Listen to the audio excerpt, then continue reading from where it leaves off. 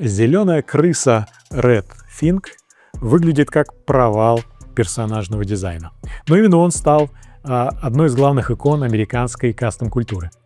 Сегодня рассказ о герое гаражного арта по обе стороны Тихого океана. Давайте посмотрим, как Red Fink стал популярен, потом забыт, а позже переродился как икона стиля.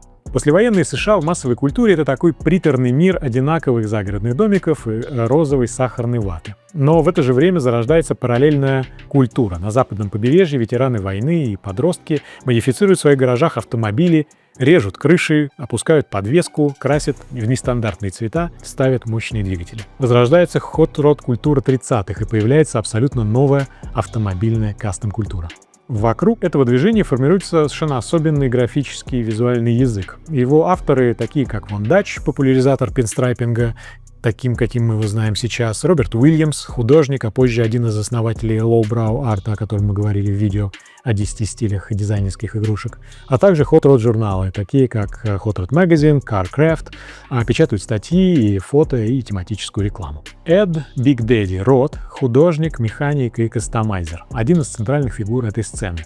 Он зарабатывает аэрографией на уличных ярмарках и хот-род-шоу, расписывает белые футболки прямо перед покупателями, а на рисунках — монстры за рулем гротескных машин. Вот мистер Гессер за рулем Дрекстера, Angel Fink, Dreadnought, Mother Worry, Surf Inc. — крыса на доске для серфинга. И вот среди таких вот персонажей примерно в 1958 году появляется Red Fink. Red Fink в переводе с тогдашнего сленга — это такой предатель и стукач. И, как ни странно, Red Fink становится среди этих персонажей Эда Рота главным. Сложно назвать причиной, возможно, он агрессивнее, узнаваемый, и его визуальная формула работает четче и надежнее остальных. Кроме того, за ним сразу закрепился статус контркультурного Микки Мауса. В 1963 году Эд Рот заключает контракт с компанией Revell, такой компанией, которая выпускает пластиковые сборные модели. Revell производит модели кастом-каров Рота: Битник-бандит, Мистерион, Road Agent, Outlaw и фигурки его персонажей, включая Red Fink, тиражами в сотни и сотни тысяч экземпляров. Параллельно с этим Рот строит шоу-кары из стеклопластика, такие радикальные футуристичные машины, которые путешествуют по выставкам, а Red Fink становится не просто рисунком, а частью целого движения, в котором машины, одежда и мерч. К концу 60-х заканчивается 20-летний цикл, и хот-род-культура уходит из мейнстрима. Контракт Рота с Revell заканчивается,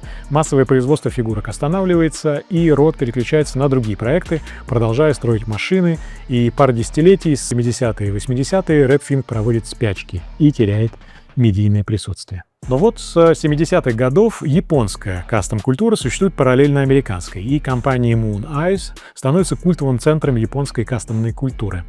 Изначально она основана американцем Дином Муном, но после его смерти флаг подхватывает японское отделение, основанное Шиге Суганомой.